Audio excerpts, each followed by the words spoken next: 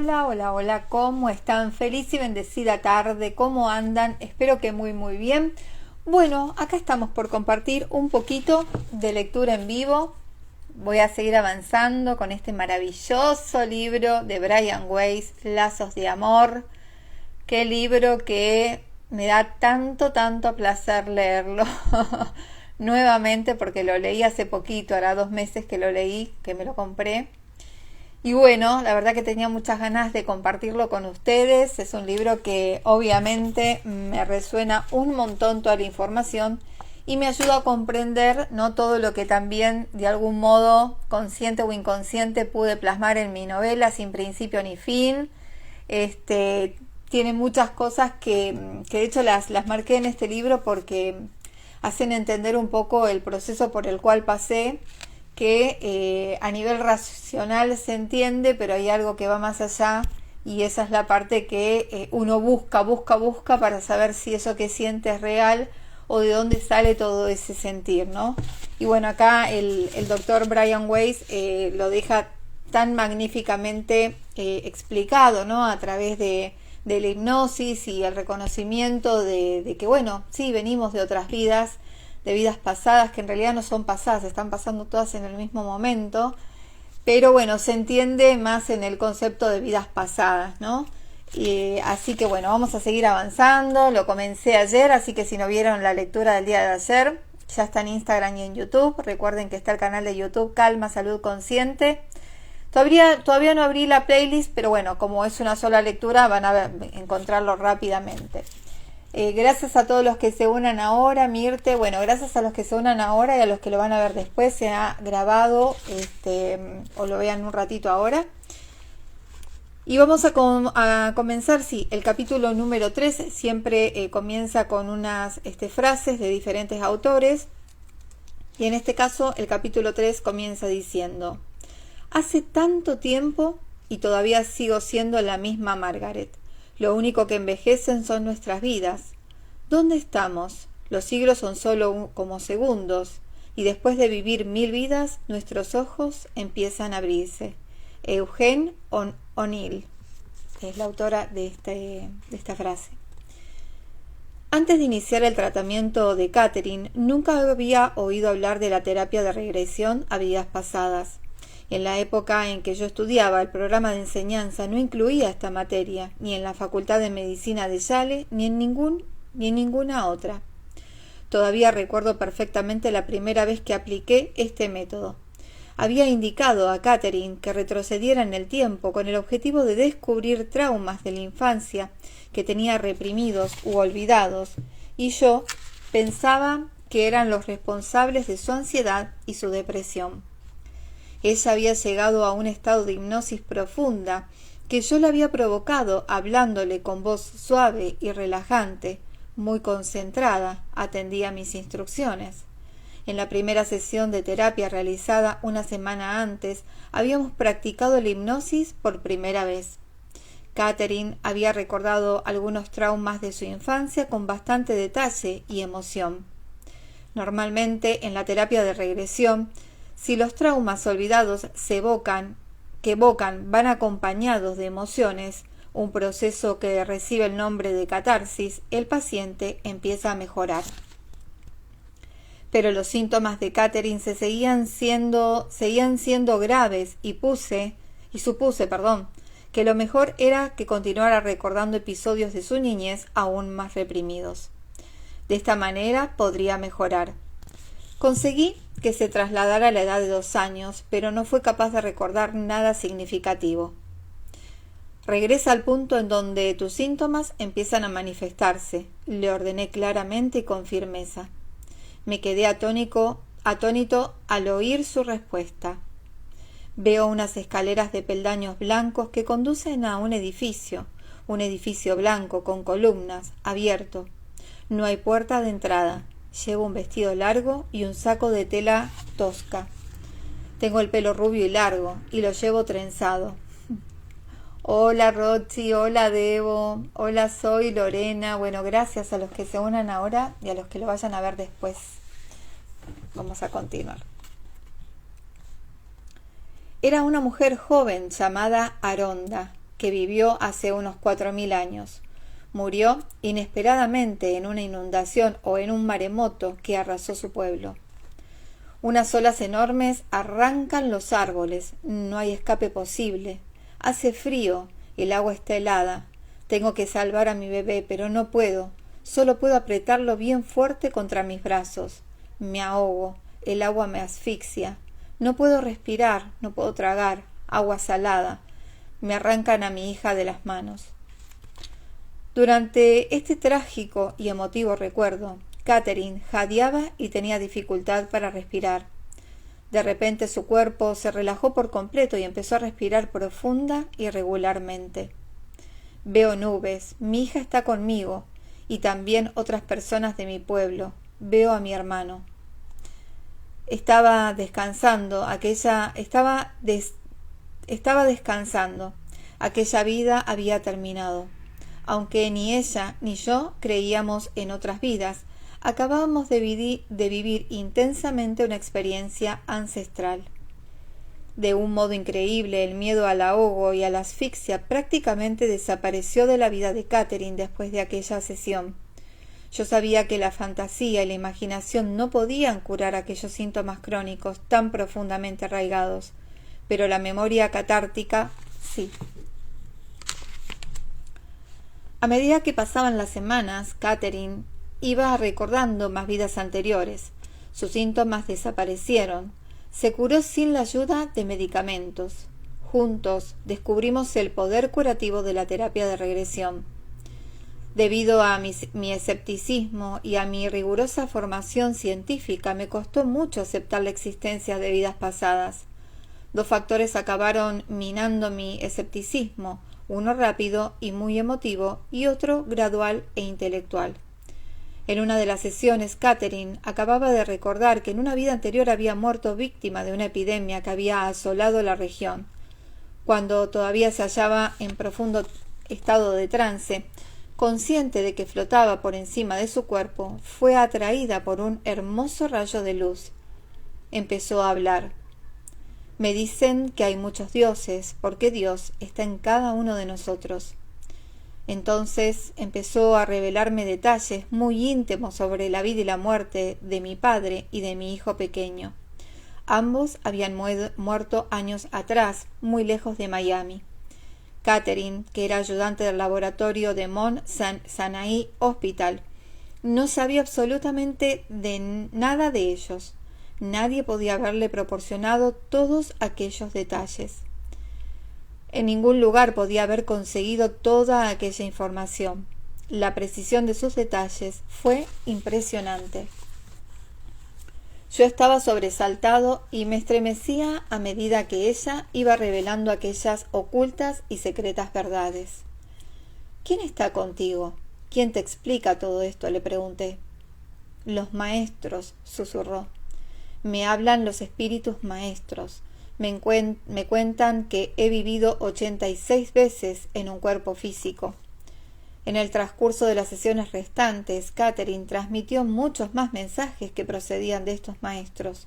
Unos mensajes hermosos sobre la vida y la muerte, sobre cuestiones espirituales y sobre el cometido de nuestra vida en la tierra.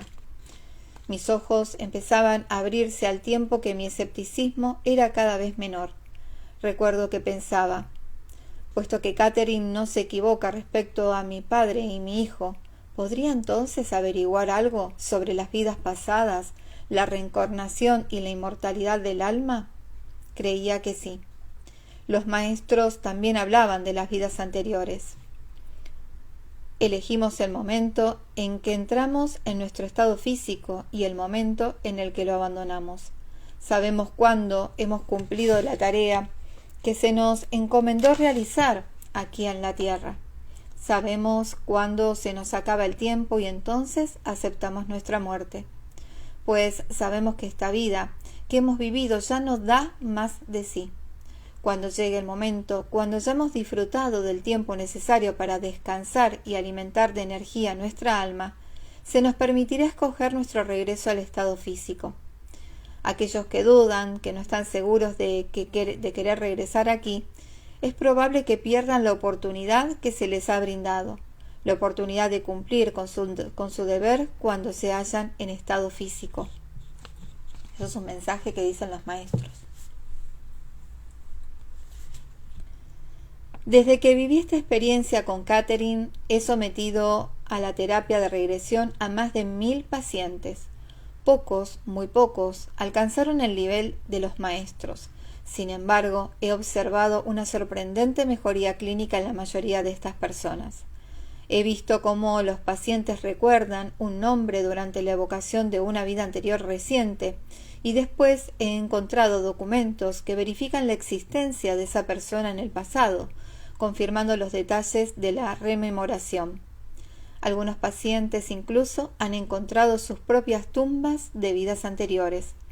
Varios de mis pacientes han pronunciado algunas palabras en idiomas que nunca han aprendido o incluso oído en su vida actual. También he examinado algunos niños que hablan lenguas extranjeras que no han aprendido con anterioridad. A esa capacidad se la denomina xenoglosia. He leído artículos de otros científicos que trabajan con la terapia de regresión y que han llegado a conclusiones muy similares a las mías. Tal como describo con detalle en mi segundo libro, A través del tiempo, este método es muy útil para pacientes de distintas patologías, especialmente para aquellos que sufren trastornos emocionales y psicosomáticos. La terapia de regresión es también muy práctica cuando se trata de identificar y eliminar los hábitos negativos recurrentes en un paciente, como por ejemplo la drogadicción, el alcoholismo y los problemas en las relaciones. Muchos de mis pacientes evocan hábitos, traumas y relaciones desequilibradas que no solo se manifestaron en sus vidas pasadas, sino que siguen apareciendo en su vida actual. Pondré como ejemplo el caso de una paciente que al regresar a una de sus vidas anteriores recordó que tenía un marido agresivo y violento, que ha aparecido de nuevo en el presente encarnado en su padre. Una pareja muy conflictiva descubrió que se habían matado mutuamente en 4 de sus vidas pasadas. Las historias y las pautas son interminables. Cuando se ha identificado la pauta que se repite constantemente y se entiende los motivos de su manifestación, entonces puede romperse. No tiene sentido seguir sufriendo. No es obligatorio que la terapeuta y el paciente crean en la existencia de vidas anteriores para que la técnica y el proceso de la terapia de regresión funcionen. Pero sí se intenta, es frecuente que se obtenga una mejoría. Casi siempre se produce un crecimiento espiritual. En una ocasión sometí a la terapia de regresión a un sudamericano que recordaba haberse pasado una vida entera atormentado por los remordimientos, tras haber formado parte del equipo que colaboró en la elaboración y más tarde en el lanzamiento de la bomba atómica en Hiroshima, con el objetivo de poner fin a la Segunda Guerra Mundial. Actualmente es radiólogo. En un importante hospital y utiliza la radiación y los avances tecnológicos para salvar vidas en lugar de exterminarlas. En su vida actual, este hombre es un ser sensible, bondadoso y solidario. Este es un ejemplo de cómo puede evolucionar el alma y transformarse aunque haya pasado por vidas deleznables. Lo más importante es aprender, no juzgarse. Él aprendió lecciones de su vida durante la Segunda Guerra Mundial y ha aplicado sus conocimientos y habilidades para ayudar a otras almas en su vida actual. El sentimiento de culpabilidad que sintió en su vida anterior no es importante. Lo que cuenta es aprender del pasado y no seguir pensando en ello y sintiéndose culpable. Según una encuesta de USA Today de CNN Gallup realizada el 18 de diciembre de 1994, la creencia en la reencarnación está aumentando en Estados Unidos, un país que no se caracteriza por ir a la saga en estos fenómenos. El porcentaje estadounidense adulto que cree en la reencarnación es del 27%, cuando en 1990 era del 21%. Pero todavía hay más. El porcentaje de los que creen que pueden establecerse contacto con los muertos ha aumentado del 18% en 1990 al 28% en diciembre de 1994. El 90% cree en la existencia del cielo y el 79% en los milagros. Hasta parece oír a los espíritus aplaudiendo. Cuarto capítulo. De modo que la idea de la reencarnación explica de forma muy reconfortante la realidad, permitiendo con ello que el pensamiento hindú venza aquellas dificultades que dejan paralizados a los pensadores europeos. Albert Schweitzer.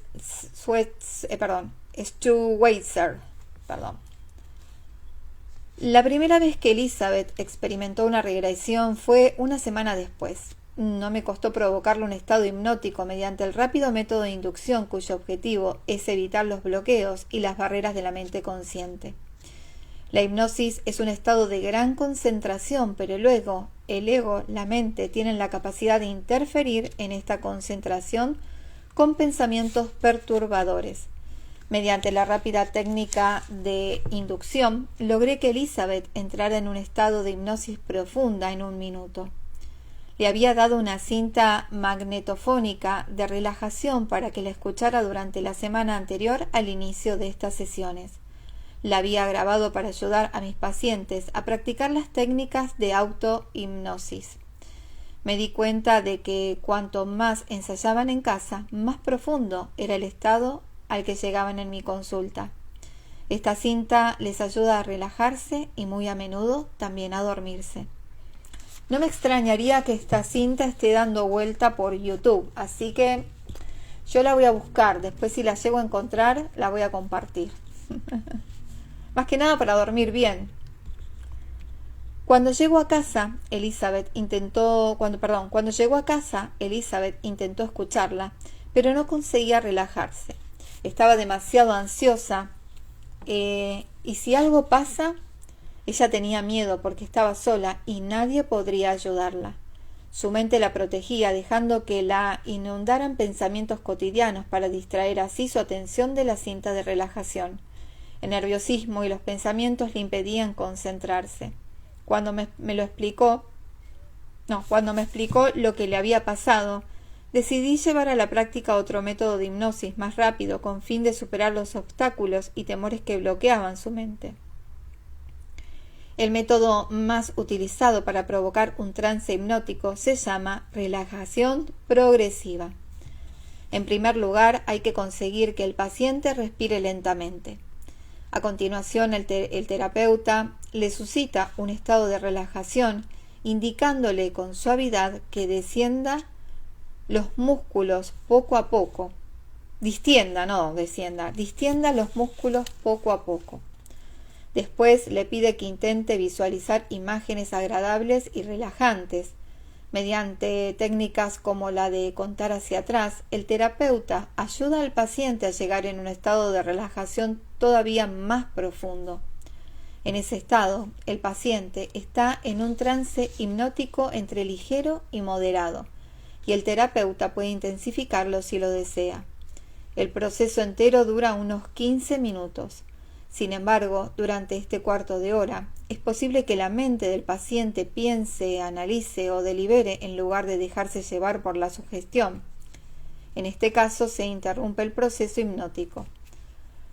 Los contables y otras personas cuyas profesiones les obligan a pensar de un modo lógico, lineal y muy racional, suelen dejar que su mente interrumpa el proceso. Aunque estaba convencido de que Elizabeth podía llegar a un estado de hipnosis profundo, fuera cual fuera la técnica que usara, decidí empezar con un método más rápido para asegurarme. Le indiqué que se sentara inclinada hacia adelante, que no apartara la vista de mis ojos y que hiciera una presión con la palma de su mano derecha sobre la mía. Yo estaba de pie frente a ella. A medida que la palma de su mano presionaba la mía, con su cuerpo ligeramente inclinado hacia adelante, empecé a hablarle. Sus ojos no se apartaban de los míos. De repente, sin avisarla, retiré la mano debajo de la suya. Su cuerpo, entonces, sin apoyo alguno, se tambaleó hacia adelante. En aquel preciso momento le dije en voz muy alta: «Duérmete». Su cuerpo se desplomó al instante sobre el respaldo del sillón. Entró en un profundo trance de hipnótico. Mientras su mente se concentraba en no perder el equilibrio del cuerpo, la orden que acababa de darle pasó directamente y sin interferencia alguna a su subconsciente. Elizabeth entró en estado de sueño, consciente equivalente a la hipnosis. Puedes recordarlo todo, cada experiencia que hayas vivido, le dije. Ahora ya podíamos emprender el viaje hacia atrás. Quería asegurarme de cuál de sus sentimientos predominaba en sus recuerdos y le pedí que pensara en la última vez que había comido bien. Le indiqué que empleara todos sus sentidos al recordar la comida. Elizabeth recordó el olor, el sabor, la imagen y la sensación de que la comida estaba recién hecha, y de este modo comprobé que era capaz de evocar recuerdos vívidos. Al parecer, el sentido que predominaba en su caso era la vista. Seguramente hice que se trasladara a la infancia para ver si recuperaba algún recuerdo placentero de sus primeros años en Minnesota. Sonrió como una niña pequeña, llena de satisfacción. Estoy en la cocina con mi madre. Parece muy joven. Yo también lo soy. Soy pequeña. Tengo unos 5 años. Hace pasteles y galletas. Es divertido. Mi madre se siente feliz. La veo toda, el delantal, su pelo recogido. Me encanta cómo huele aquí. Pasa a otra habitación y dime lo que ves, le sugerí. Entró en el salón. Empezó a describir un gran mueble de madera oscura. El suelo estaba desgastado. También vio un retrato de su madre. Era una foto enmarcada que estaba sobre una mesa de madera oscura, situada junto a un amplio y cómodo sillón. Es mi madre, continuó Elizabeth. Es guapa y es tan joven. Lleva un collar de perlas. Ella adora esas perlas. Solo las lleva en ocasiones especiales. Su hermoso vestido blanco, su pelo oscuro y sus ojos tan brillantes y vivos. Bien, dije, me alegra que la recuerdes y que la veas con tanta nitidez. El hecho de recordar una comida reciente o una escena de la infancia ayuda a consolidar la confianza del paciente en su capacidad para evocar recuerdos. A Elizabeth estos recuerdos le demuestran que la hipnosis funciona y que no es un proceso peligroso, sino que puede ser incluso placentero. Los pacientes descubren que los recuerdos que evocan suelen ser más vívidos y detallados que los que surgen de la mente consciente. Nada más abandonar el estado de trance, casi siempre recuerdan conscientemente lo que han evocado durante la hipnosis. Raras veces los pacientes experimentan un estado de trance de tal profundidad que después no recuerden nada. Aunque suelo grabar las sesiones de regresión para más seguridad y para poder recurrir a la cinta en caso necesario, la grabación solo la utilizo yo. Los pacientes lo recuerdan todo perfectamente. Ahora vamos a ir todavía más lejos. No importa si lo que te viene a la mente es imaginación, fantasía, metáfora, símbolo, un recuerdo real o cualquier combinación posible entre estos elementos. Le dije, dedícate solo a experimentar. Intenta que tu mente no juzgue, ni critique, ni comente lo que experimentes. Simplemente vívelo. Lo único que tienes que hacer es experimentar. Puedes criticarlo y analizarlo todo después, pero por el momento déjate llevar y vive la experiencia. Vamos a retroceder hasta el útero, hasta tu periodo uterino, justo antes de que nazcas. Sea lo que fuera lo que irrumpa en tu mente, es bueno. Déjate llevar por esa experiencia. Empecé a contar hacia atrás desde 5 hasta 1 para que su estado hipnótico se hiciera más profundo. Elizabeth se trasladó al útero materno. Sentía seguridad y calor y el amor de su madre. De sus ojos cerrados brotaron 2 lágrimas.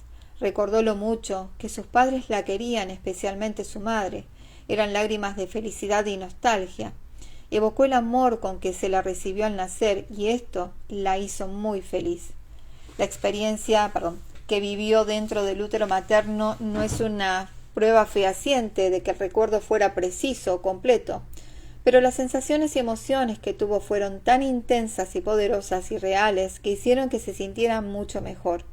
En una ocasión, una de mis pacientes recordó bajo hipnosis que había nacido con una hermana gemela que murió en el parto. Sin embargo, mi paciente no lo había sabido hasta entonces porque sus padres nunca se lo habían dicho. Cuando ella les explicó la experiencia que tuvo durante la hipnosis, sus padres le confirmaron la exactitud de su recuerdo. Efectivamente, había tenido una hermana gemela. Por lo general, no obstante, los recuerdos del útero materno son difíciles de verificar. ¿Estás preparada para ir todavía más lejos?, le pregunté, con la esperanza de que no se hubiera asustado demasiado después de haber sentido aquellas emociones tan intensas. Sí, me contestó tranquilamente, estoy preparada. Perfecto, dije. Ahora vamos a ver si puedes evocar algún recuerdo anterior a tu nacimiento, ya sea en un estado místico o espiritual, en otra dimensión o en una vida pasada. Sea lo que sea que irrumpa en tu mente, es bueno. No emitas juicios, no te preocupes, solo déjate llevar y vive el momento. Conseguí que empezara a imaginar cómo entraba en un ascensor y apretaba el botón mientras yo iniciaba la cuenta hacia atrás de 5 a 1. El ascensor retrocedía en el tiempo y viajaba a través del espacio y la puerta se abrió en el momento en que yo pronuncié el número 1. Le indiqué que saliera y que se enfrentara a la persona, escena o experiencia que la aguardaba al otro lado de la puerta. Pero no sucedió lo que yo esperaba. «Está todo muy oscuro», dijo con voz aterrorizada. «Me he caído del barco. Hace mucho frío. Es horrible». «Si empiezas a sentirte incómoda», dije interrumpiéndola, «flota por encima de la escena y contempla como si se tratara de una película. Pero si no te sientes mal, quédate ahí. Observa lo que ocurre, vive los acontecimientos». La experiencia la aterrorizó y empezó a flotar por encima de la escena. Se veía a sí misma como una adolescente, después de haberse caído de un barco en mitad de una noche tormentosa. Se había ahogado en esas oscuras aguas. De repente la respiración de Elizabeth se tranquilizó considerablemente y pareció recuperarse. Se había separado del cuerpo. «He salido de este cuerpo», dijo con bastante naturalidad. Todo esto había ocurrido con gran rapidez. Antes de que pudiera examinar aquella vida, ella ya había abandonado el cuerpo. Le pedí que recordara lo que acababa de experimentar y me dijera lo que podía ver y entender al respecto. «¿Qué estabas haciendo en el barco?», le pregunté, intentando retroceder en el tiempo, aunque ya hubiera salido de aquel cuerpo. «Iba de viaje con mi padre», dijo. De repente estalló una tormenta. El barco empezó a llenarse de agua y a tambalearse. Las olas eran enormes y salí despedido por la borda. «¿Qué ocurrió con los demás pasajeros?», le pregunté. «No lo sé», dijo. «Las olas se arrastraron por el barco hasta que caí al agua. No sé qué les pasó a los demás». «¿Qué edad tenías aproximadamente cuando sucedió esto?». «No lo sé. Alrededor de 12 o 13 años. Era un adolescente», respondió. No parecía muy deseosa de dar más detalles. Había abandonado aquella vida muy rápido, tanto la vida en sí como el hecho de recordarla en mi consulta. Ya no podíamos obtener más datos. Siendo así, la desperté. Una semana más tarde, Elizabeth estaba menos deprimida, a pesar de que no le había recetado antidepresivos para aliviar los síntomas de la aflicción y la depresión. «Me siento más ligera, más libre, y ya no estoy tan inquieta en la oscuridad», me dijo. Nunca le había gustado la oscuridad y trataba de no salir sola de noche. En su casa siempre había alguna luz encendida. Sin embargo, la semana anterior había notado una mejoría en su síntoma. Ya no lo sabía, pero tampoco le gustaba nadar porque le producía angustia. Me explicó que aquella semana se había pasado horas en la piscina y el jacuzzi de la urbanización donde vivía. Aunque eso no era lo que más le preocupaba, el progreso que había experimentado respecto a aquellos síntomas la reconfortó. Muchos de nuestros temores se basan en el pasado y no en el futuro. A menudo lo que más miedo nos da son hechos que nos han ocurrido en la infancia o en una vida pasada. Como los hemos olvidado o solo los recordamos muy vagamente, tenemos miedo de que esos hechos traumáticos tengan lugar en el futuro. Aún así, Elizabeth se sentía triste porque solo habíamos encontrado a su madre en un remoto recuerdo de la infancia. La búsqueda debía de continuar. La historia de Elizabeth es fascinante, la de Pedro también, pero sus casos no son los únicos. Muchos de mis pacientes padecen una profunda aflicción, miedos y fobias, y su vida amorosa es un fracaso. Muchos de ellos encuentran a su amor perdido en otro tiempo y en otro lugar. Muchos otros consiguen aliviar su dolor recordando vidas pasadas y experimentando estados espirituales. Algunas de las personas que se han sometido a la terapia de regresión son famosas, otras son gente corriente con un pasado apasionante. Sus experiencias son un reflejo de los temas universales expresados en el revelador viaje de Pedro y Elizabeth a medida que se aproximaba la encrucijada de sus destinos. Todos seguimos el mismo camino. En noviembre de 1992 viajé a Nueva York con el fin de someter a una terapia de regresión a Joan River para su programa de televisión.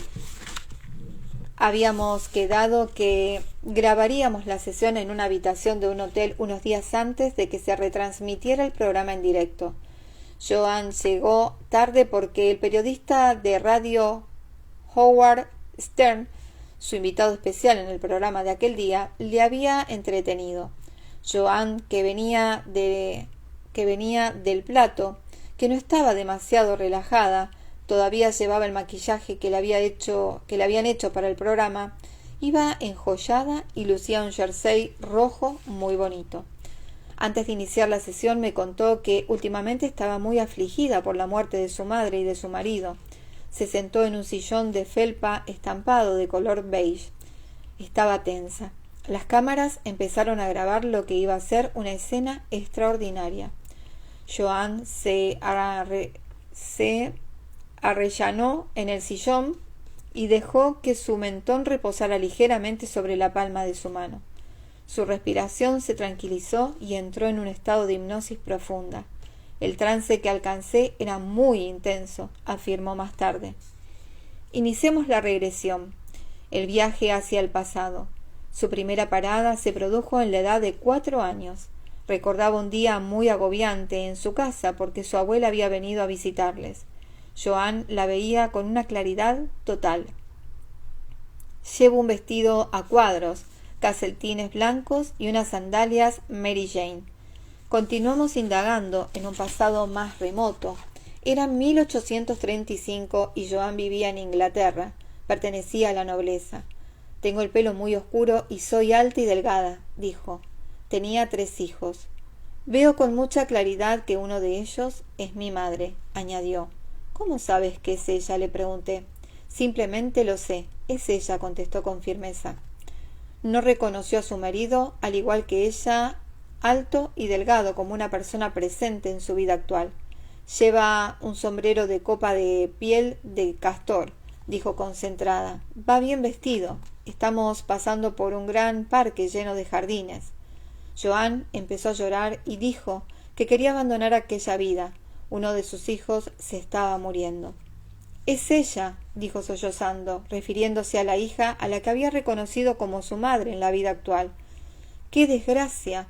Es terriblemente triste, añadió. Nos adentramos todavía más en sus vidas pasadas hasta remontarnos al siglo XVIII. Es el año 1700 y algo. Soy un hombre, soy granjero, dijo sorprendida por el cambio de sexo. Esta vida parecía más dichosa. Soy muy buen granjero porque amo la tierra profundamente, explicó. Joan, en su vida actual, adora trabajar en su jardín. La relaja y con esta actividad descansa de su estresante vida profesional en la televisión. La desperté con suavidad, su aflicción ya había empezado a aliviarse.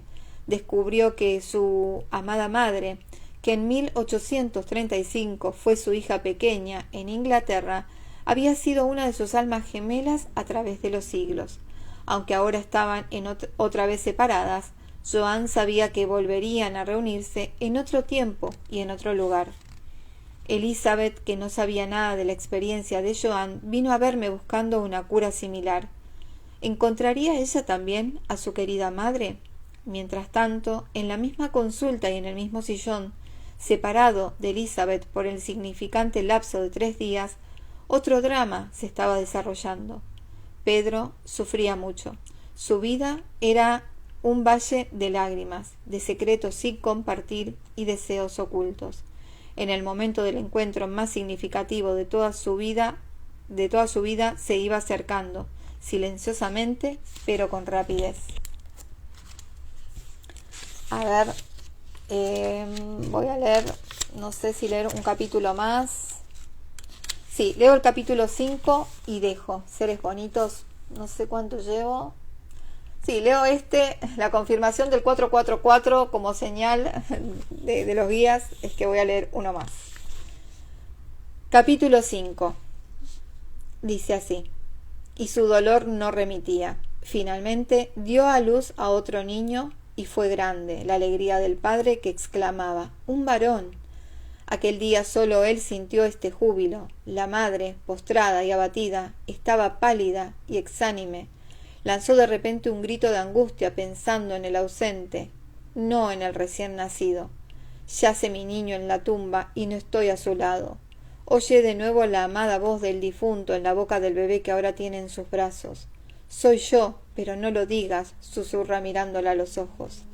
Esto pertenece a Víctor Hugo. Pedro era un joven mexicano extraordinariamente guapo, mucho más agradable de lo que me pareció en un primer momento. Tenía el cabello castaño y unos hermosos ojos azules que adquirían un tono verdoso según el día.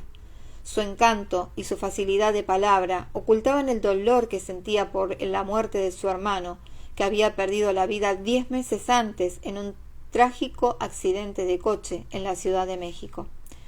Muchas de las personas que acuden a mi consulta sienten una profunda aflicción y necesitan entender el porqué de la muerte. En algunos casos también vienen a visitarme porque desean volver a encontrarse con sus seres amados que han fallecido. Este encuentro puede tener lugar en una vida anterior y puede producirse durante el estado espiritual que hay entre una vida y otra. La reunión también puede celebrarse en un contexto místico, más allá de los confines del cuerpo físico y la geografía física. Tanto si los encuentros espirituales son reales como si no, el paciente experimenta intensamente el gran poder que poseen y su vida cambia. La precisión y el detalle con que se recuerdan las vidas pasadas no es un logro voluntario. El paciente que evoca las imágenes no lo hace simplemente porque necesite hacerlo o porque gracias a ellas vaya a sentirse mejor. Lo que recuerda es lo que ha ocurrido. La precisión de los datos, la intensidad de las emociones que afloran, la resolución de los síntomas clínicos y el poder de transformar la vida que tienen los recuerdos determinan la realidad de lo que se recuerda. Lo que más me llamó la atención del caso de Pedro fueron los 10 meses que habían transcurrido desde la muerte de su hermano. En ese tiempo, normalmente una persona puede sobreponerse de un duro golpe. Aquella larga época de aflicción indicaba que en su caso había una desesperación subyacente más profunda. Su tristeza no solo se debía a la muerte de su hermano. En las sesiones posteriores averigüé que Pedro había perdido a sus seres queridos en muchas otras vidas y que era especialmente sensible a la pérdida de un ser amado. La repentina muerte de su hermano despertó en los recovecos más remotos de su inconsciente el recuerdo de otras pérdidas todavía más dolorosas y más trágicas que se habían producido milenios atrás. Según algunas teorías psiquiátricas, cada vez que experimentamos una pérdida, se avivan sentimientos reprimidos u olvidados y recuerdos de muertes pasadas. Nuestra aflicción es mayor debido al dolor acumulado de pérdidas anteriores. En mis investigaciones sobre vidas pasadas fui descubriendo que hay que ampliar el escenario de estas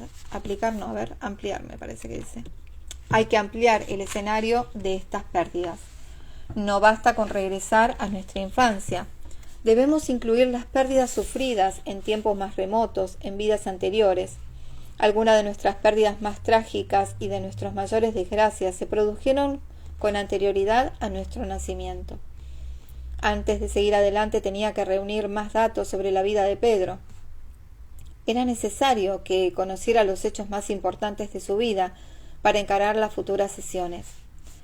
«Háblame de ti», le pedí, «de tu infancia, tu familia y todo lo que creas importante. Cuéntame todo lo que creas que debo saber de ti». Pedro suspiró profundamente y se arrellanó en el mullido sillón. Se aflojó el nudo de la corbata y se desabrochó el botón del cuello de la camisa. A juzgar por su lenguaje corporal, aquello no le iba a resultar fácil. Venía de una familia adinerada y políticamente influyente. Su padre era el propietario de una gran empresa y de varias fábricas. Vivía en una fastuosa casa en una zona residencial en las colinas de las afueras de la ciudad.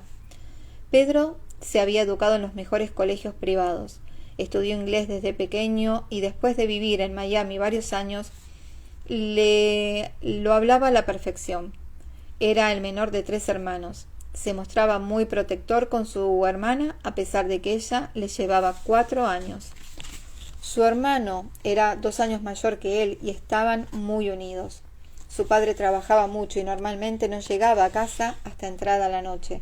Su madre, las niñeras y las criadas se ocupaban de la casa y del cuidado de los niños. Pedro estudió empresariales en la universidad. Tuvo varias novias, pero no formalizó relaciones con ninguna de ellas. «Creo que a mi madre nunca le gustaron demasiado las chicas que salían conmigo», me contestó. «Siempre veía en ellas un defecto u otro y no cesaba de recordármelo». En aquel momento Pedro empezó a mirar alrededor con un aire de incomodidad. «¿Qué te ocurre?», le pregunté. Tragó saliva varias veces antes de empezar a hablar. «Durante el último año en la universidad tuve relaciones con una mujer mayor», me dijo despacio. «Era mayor que yo y estaba casada». Pedro se calló. «Está bien», respondí al cabo de unos momentos, más que nada para llenar el silencio. Percibía su tensión y a pesar de tantos años de experiencia, aquel sentimiento seguía resultándome desagradable.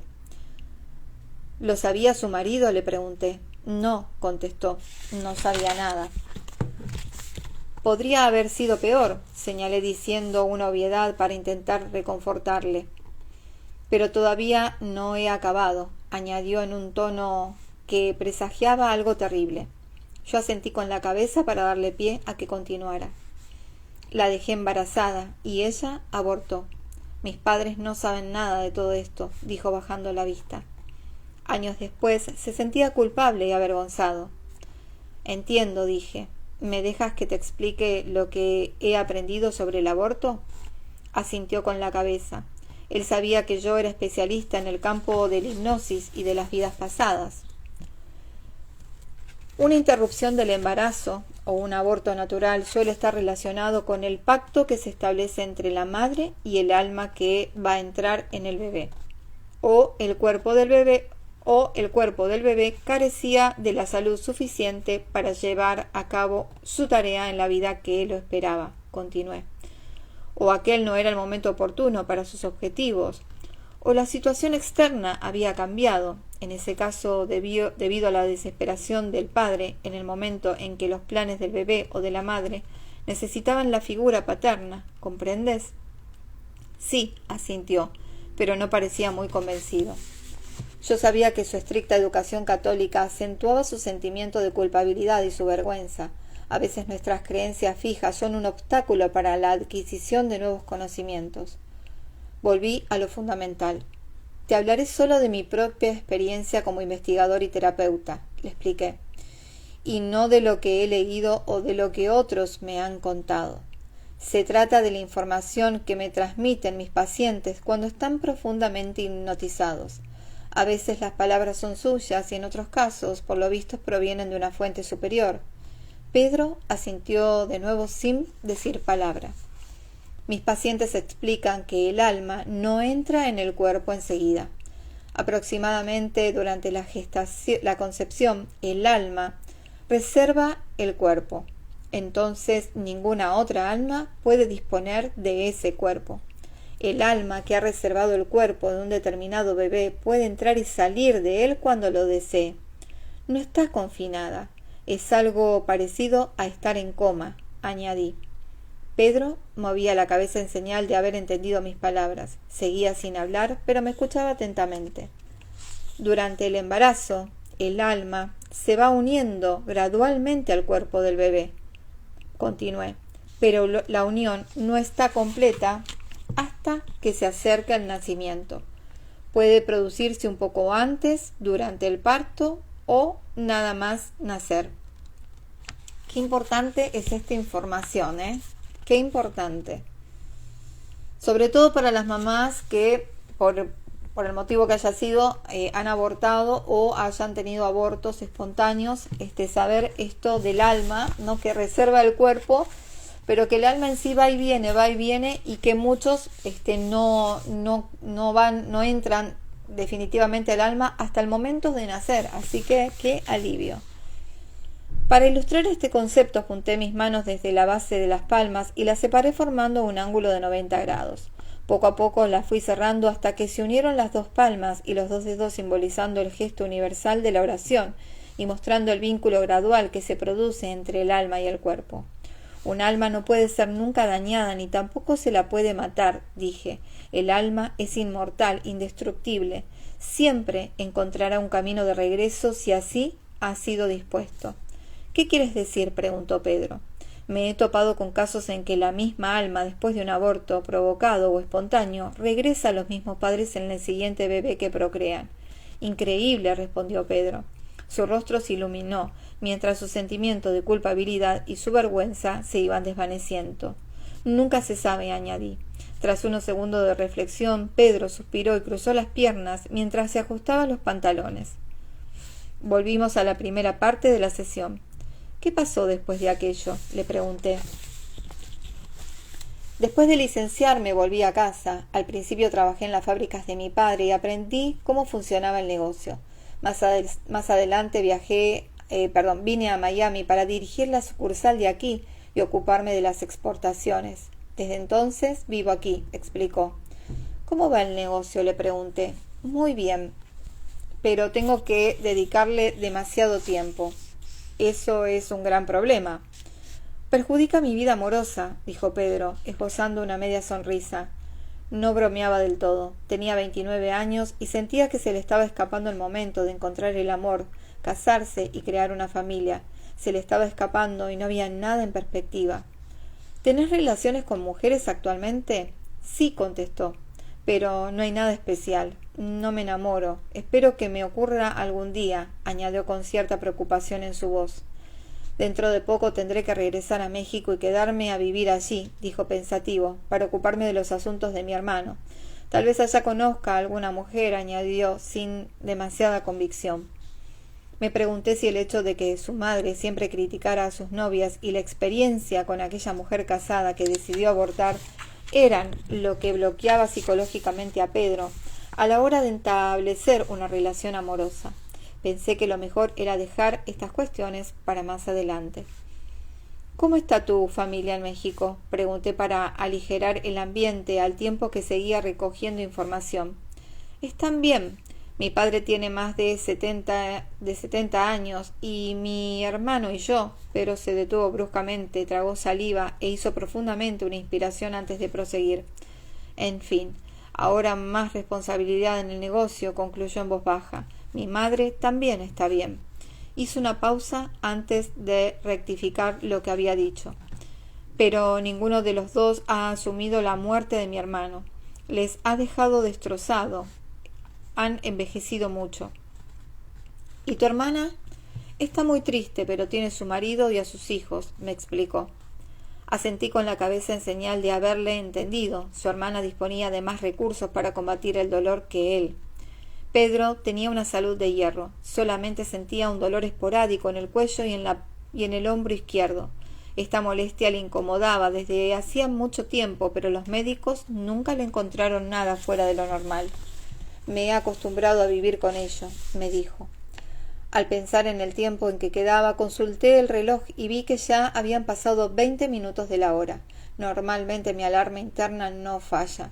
La dramática historia de Pedro debe de haberme absorbido por completo, me dije, sin saber que me esperaban dramas muchos más impactantes, que no habían hecho más que empezar a revelarse. Thich Nhat Hanh, un filósofo y monje budista vietnamita, escribe sobre cómo disfrutar una buena taza de té. Debemos estar completamente atentos al presente para disfrutar de una taza de té. Solo siendo conscientes del presente, nuestras manos sentirán el calor de la taza. Solo en el presente aspiraremos el aroma del té, saborearemos su dulzura y llegaremos a apreciar su exquisitez. Si estamos obsesionados por el pasado o preocupados por el futuro, dejaremos escapar la oportunidad de disfrutar de una buena taza de té. Cuando miremos el interior de la taza, su contenido ya habrá desaparecido. Con la vida ocurre lo mismo. Si no vivimos plenamente el presente, en un abrir y cerrar de ojos, la vida se nos habrá escapado. Habremos perdido sus sensaciones, su aroma, su exquisitez, su belleza, y sentiremos que ha transcurrido a toda velocidad. El pasado ya ha pasado. Aprendamos de él y dejémoslo atrás.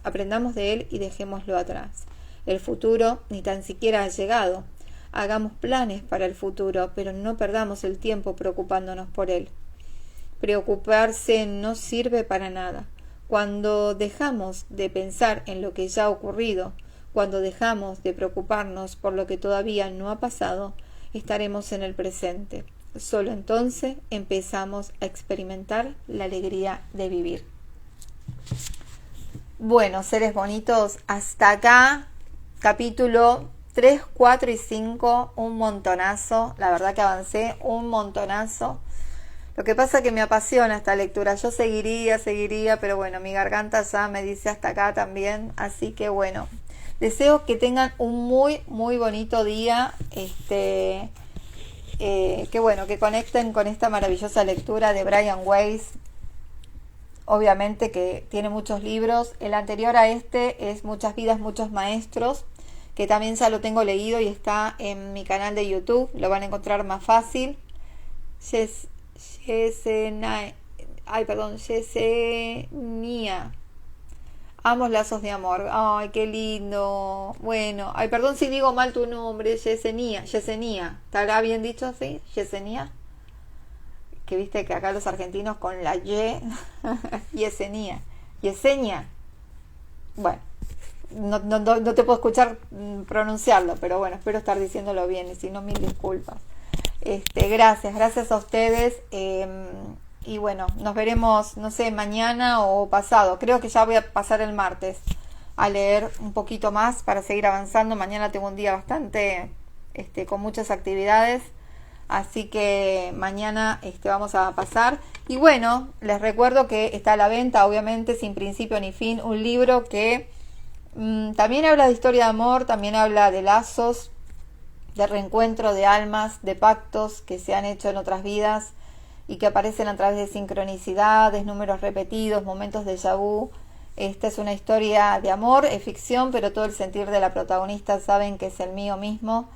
Y bueno, ojalá que puedan adquirir la novela, está por Amazon para los que están en el exterior, Mercado Libre los que están acá en Argentina, y si están acá por Capital me lo piden directamente a mí y yo se los alcanzo con foto y autografiado y todo. Así que no se pierdan con bueno, este capítulo último de Carl Jung también, que hace tanto sentido, ¿no?, a todo lo que tiene que ver con las almas y esos momentos sincrónicos para poder comprender esas conexiones que vienen del más allá. Así que bueno, que tengan un feliz y bendecido día y nos vemos el martes. Chau, chau.